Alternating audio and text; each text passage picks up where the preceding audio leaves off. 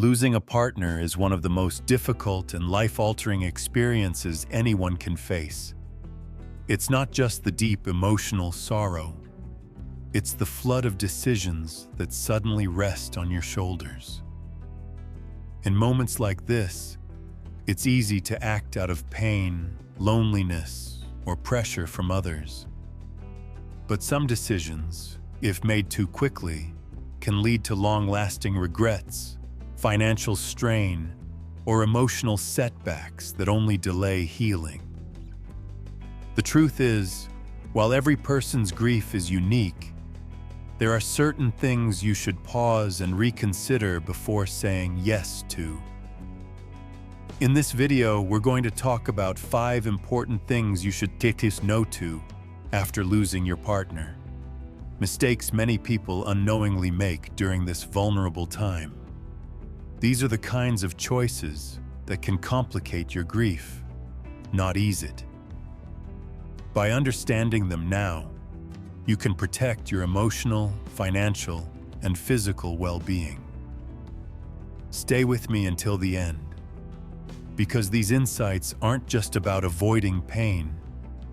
They're about helping you move forward with clarity, strength, and the support you deserve. Let's begin. 1. Rushing into major financial decisions. One of the most common and understandable mistakes after losing a partner is feeling the urge to make big financial decisions right away. Suddenly, you're facing questions about bank accounts, insurance policies, pensions, and perhaps even whether to keep or sell your home.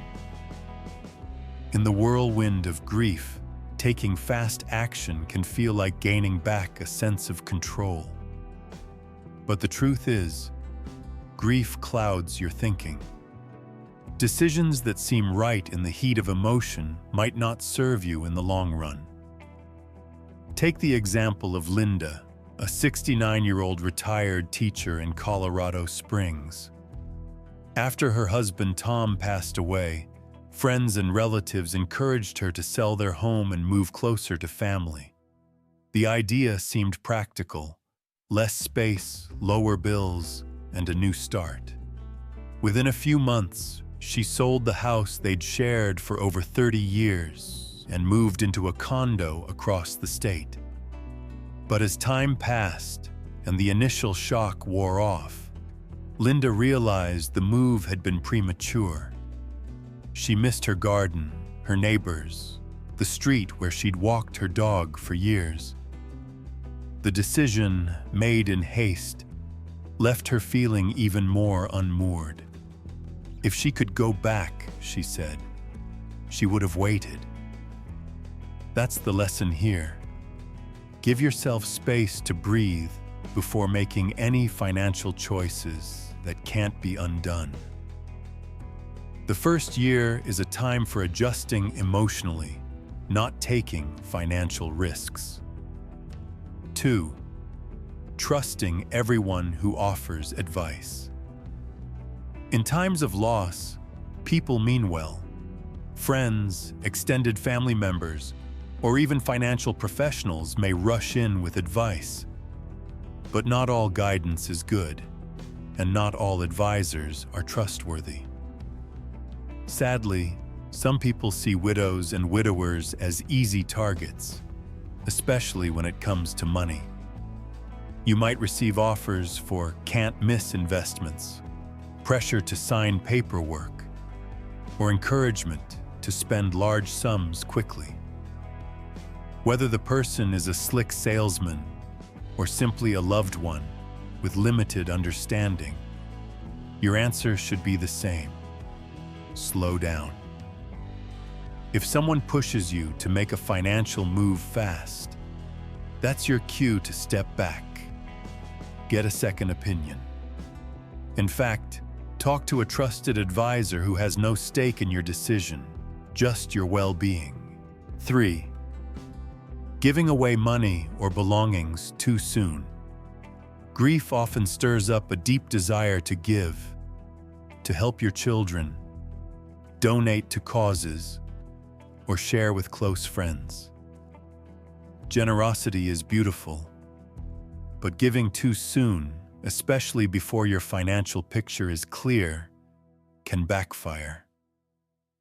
Think of Sarah, a 72-year-old widow in Florida. After her husband passed, she gave each of her grandchildren a large cash gift. Months later, unexpected medical bills came up, and she found herself struggling. While she didn't regret helping her family, she admitted she wished she had waited until her own needs were fully understood. Remember, this is your time to heal. There will be opportunities for giving later, when you're more stable and confident.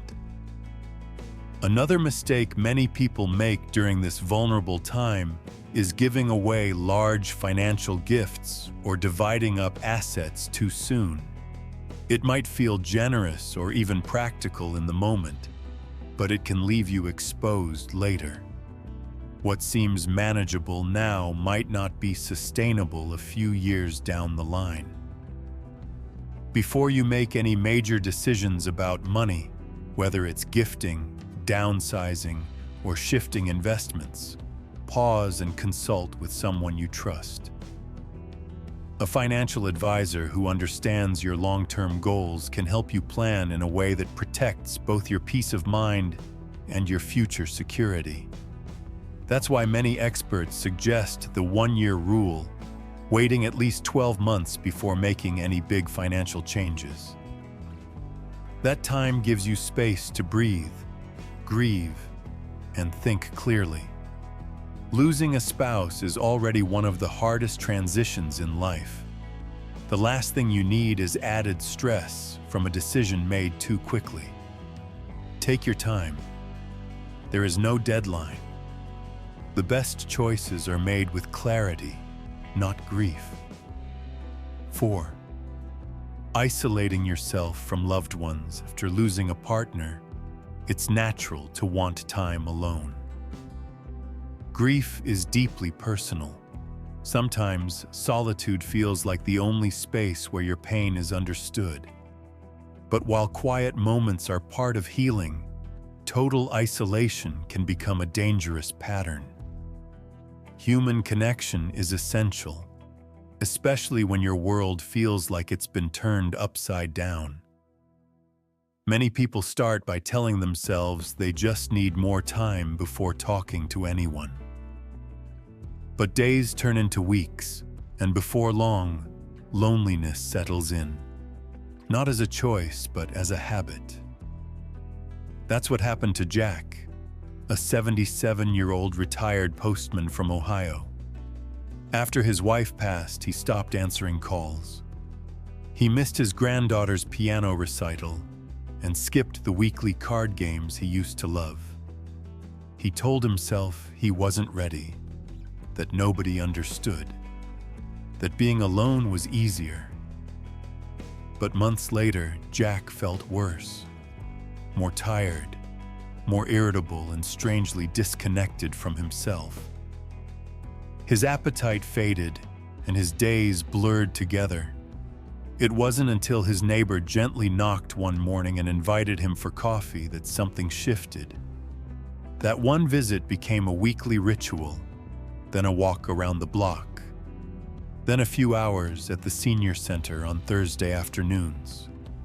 His grief didn't vanish, but it softened. Not because he forgot, but because he was reminded he wasn't alone.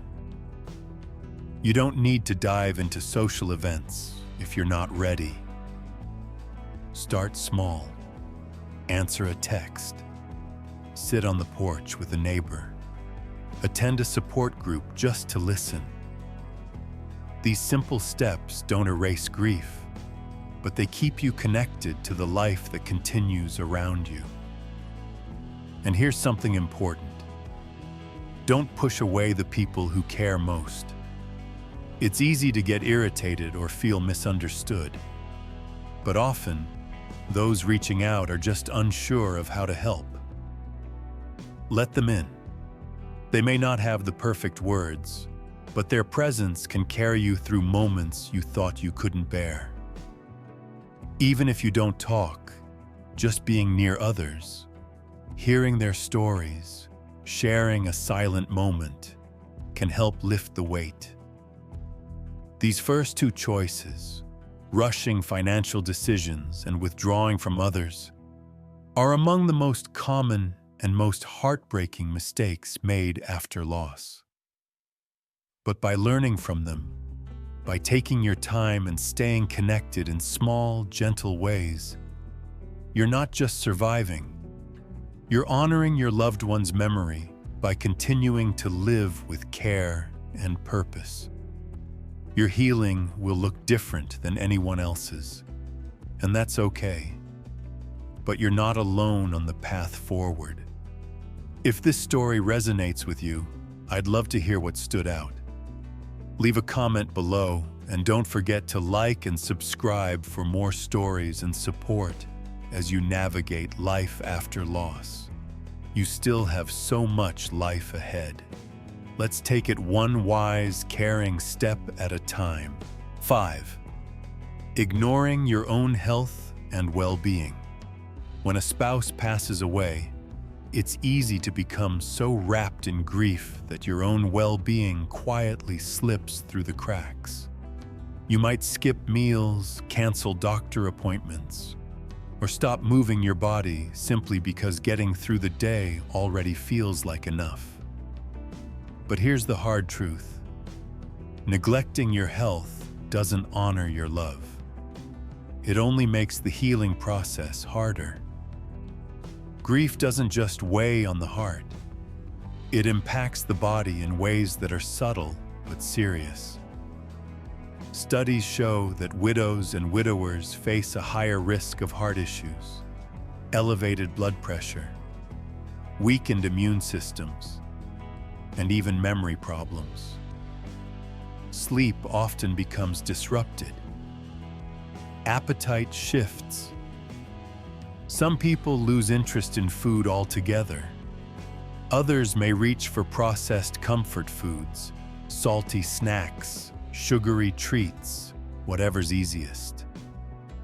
Over time, these small choices can snowball, draining your energy and making it even harder to face the emotional side of grief.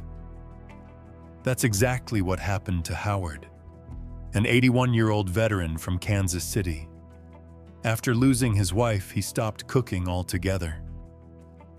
"What's the point of making dinner for one?" he'd say. His pantry filled with instant noodles and frozen dinners. Days passed where he forgot to drink water or left his multivitamins untouched. He spent hours in his recliner watching TV, barely moving except to answer the door or heat something in the microwave. Within a few months, his body began to show the strain. He felt dizzy standing up. His skin looked pale. And sleep? That became nearly impossible. It wasn't until his granddaughter visited and gently pointed out the changes that Howard realized something had to shift. Together, they came up with a plan. Nothing overwhelming, just simple habits to care for himself again. Oatmeal with fruit in the morning, a short walk to the mailbox and back each afternoon, a full glass of water with every meal. He even scheduled a checkup with his doctor, something he hadn't done in almost a year. It didn't fix the grief, but it gave him the strength to carry it. Within weeks, Howard felt more alert. His balance improved.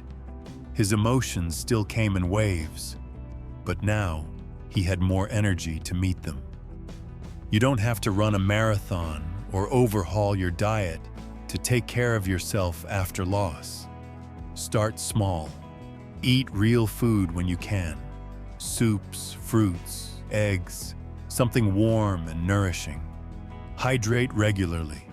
Keep a reusable water bottle nearby and refill it twice a day. Move your body gently. Stretch in the morning. Walk to the end of the driveway. Take the stairs if you're able. Keep your routine, even if it's just brushing your teeth at the same time each day or setting a regular bedtime. These small acts are not selfish. They're lifelines. They remind your body and your spirit that you still matter, that you're still here, and that your life, though changed, still has value. If you're feeling guilty for caring for yourself, remember, you are not betraying the person you lost by staying well. You're honoring them by continuing to live. Grief is a long road, and the journey is different for everyone. But your body needs you along the way. Be gentle with yourself, but stay engaged. Your health is the foundation that helps you carry your memories, your love, and your strength forward, one day at a time. Let's keep going, because healing, like living, happens in the small moments you choose to show up. 6. Rushing into a new relationship. Losing a life partner leaves an emptiness that's hard to describe. For many, the loneliness that follows can feel unbearable. After years or even decades of sharing your life with someone, waking up to silence, eating meals alone, and facing each day without their companionship can take a heavy emotional toll. It's only natural to crave connection. But one of the most common mistakes people make in the wake of profound loss is rushing into a new relationship too soon. This isn't about judgment. It's about recognizing how grief can cloud your heart and mind. The longing for comfort, the desire to escape loneliness, or the hope of feeling normal again can push someone to start dating before they've had a chance to heal. And when that happens, it's easy to confuse emotional need with readiness. Take the story of Carolyn, a 72-year-old retired librarian from Oregon. Just 4 months after losing her husband of 49 years, she reconnected with a man from church who had recently been widowed too. At first, the companionship was a relief, someone to talk to, share meals with, and help ease the quietness of her evenings. But as the weeks passed, Carolyn began to feel overwhelmed. The relationship was moving faster than she was emotionally prepared for. What began as comfort soon turned into confusion. She wasn't looking for love. She was looking for escape from grief. Eventually, she stepped back and took time for herself. In hindsight, she wished she had waited longer before inviting someone new into such a tender space in her heart. She needed time to rediscover who she was outside of her marriage, and how to carry the love of her husband forward while still moving on in her own way. Everyone grieves differently. Some may feel ready for companionship within a year. Others may need more time. The key isn't in the timing, it's in the intention. Are you seeking connection out of healing or out of fear of being alone? No one can answer that but you. If you're considering a new relationship, check in with yourself. Are you truly ready to open your heart? Have you given yourself enough time to process your grief? Are you stepping into something new because it feels right? Or just because it feels better than being alone? There's no harm in companionship, but there is risk in using someone else as a way to mask pain you haven't fully addressed. When the time is right, love may find you again, but it should never be rushed. Honor your journey. Protect your heart. And know that your worth isn't defined by whether or not you're partnered. It's defined by your resilience and how deeply you choose to live. Up next, we'll explore the fifth and final mistake that's easy to make after loss. But with the right awareness, it can be completely avoided. Trust me, it might be the most powerful lesson of all. Let's keep going. Before making such a big decision, it's important to take a step back and give yourself time. A new relationship should be based on genuine connection, not just a desire to fill the emotional void left by loss. After spending years or even decades building a life with a spouse, the habits, routines, and shared memories become a deep part of who you are. Jumping into a new relationship too soon, before you've had the chance to grieve and understand your own emotions, can lead to confusion, unmet expectations, and emotional distress. Many widows and widowers unintentionally carry unresolved grief into new relationships, hoping companionship will ease their pain. While the longing for connection is natural, it can sometimes lead to forming bonds based on loneliness rather than love. This can create unfair comparisons between a new partner and the spouse you lost, making it hard for the relationship to thrive. It can also stir up feelings of guilt, feeling like you're moving on too fast or betraying your late spouse's memory. These complex emotions need time and space to be acknowledged and processed. Another important concern is vulnerability. In the aftermath of loss, emotions are raw, and decision-making can be clouded by grief. Unfortunately, there are individuals who prey on that vulnerability. Scammers, manipulators, and even seemingly well-meaning acquaintances can exploit this emotional fragility, sometimes by pushing for quick emotional commitments or even financial entanglements.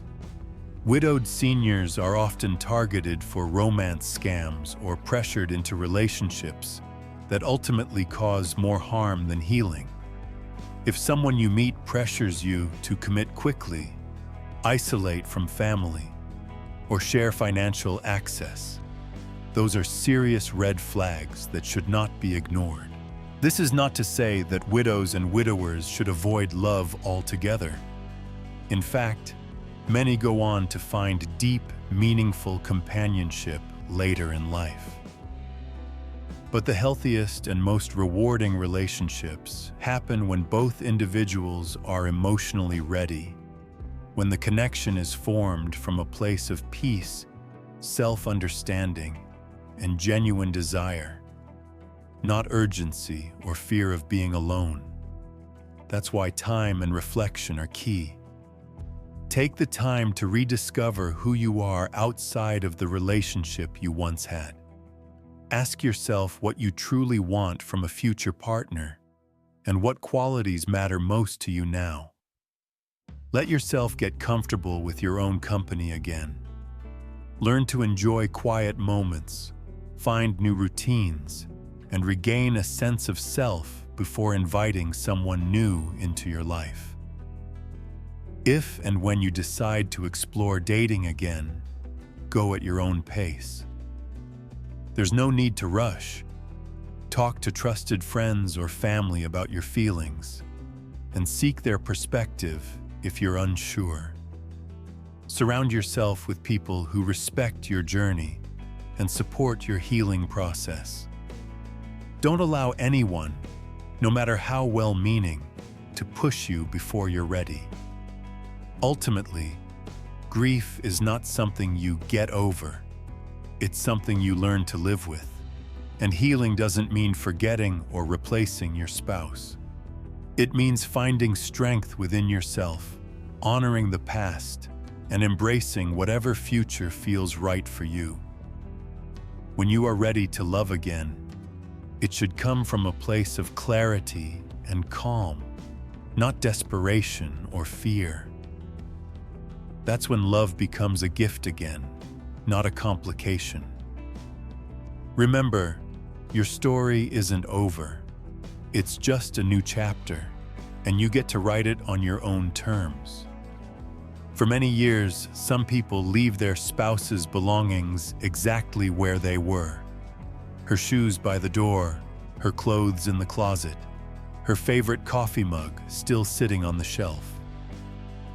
On the surface, it may seem like a way to keep their loved one close, to preserve a part of them that feels too painful to lose. But over time, what starts as comfort can quietly transform into something else. A home frozen in grief rather than one that offers peace and healing. Instead of being a source of warmth, these untouched items can become daily reminders of what has been lost, making it harder to adjust to a new chapter of life. Take the case of 76-year-old Harold. After losing his wife of 55 years, he couldn't bring himself to touch a single thing she left behind. Her shoes remained right where she last stepped out of them, her side of the closet still full, her chair at the kitchen table left exactly as it was. At first, it felt like love, a quiet way of keeping her near. But as the months passed, Harold began to notice something else. Every time he walked past her belongings, his heart ached in the same raw way it did the day she passed. He wasn't healing. He was stuck. Eventually, Harold decided to try something different. He didn't empty the house in one sweep. Instead, he chose to let go of just a few things, items that didn't hold deep meaning. He donated clothing he knew others could use and kept a few treasured keepsakes. A scarf she always wore in the fall, her wedding ring, and a handwritten birthday card that still made him smile. When he placed those special items in a memory box, something unexpected happened. He felt lighter. Not because he was forgetting, but because he was finally making space to breathe. Letting go doesn't mean loving less. It means making room for healing. That doesn't require dramatic change overnight. You can start small. Select a few meaningful keepsakes, like a piece of jewelry, a photo, or a note, and place them somewhere special.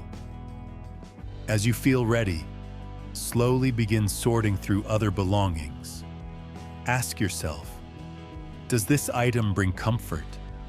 Or is it simply taking up space and keeping me anchored in sorrow? One mistake many grieving spouses make is allowing others to rush their timeline. Friends or family may mean well when they suggest clearing out the house or moving on, but this is a personal journey. You don't have to get rid of anything until you feel ready. However, it's also important to examine whether you're holding on to everything out of love, or out of guilt, fear, or obligation. Sometimes keeping too much can prolong pain more than it preserves love. Repurposing cherished items can be a powerful middle ground. You might turn your partner's favorite shirts into a memory quilt, compile handwritten letters into a keepsake book, or pass down items to children or grandchildren who will treasure them. These acts of transformation can keep the spirit of your loved one alive, not in sorrow, but in warmth. Ultimately, grief isn't about things. It's about love, memories, and the bond you shared. No object can ever replace a person, and clinging to everything they owned won't bring them back. Letting go in thoughtful and gradual ways is not an act of forgetting. It's a step toward honoring their memory while also making room for your own life to continue.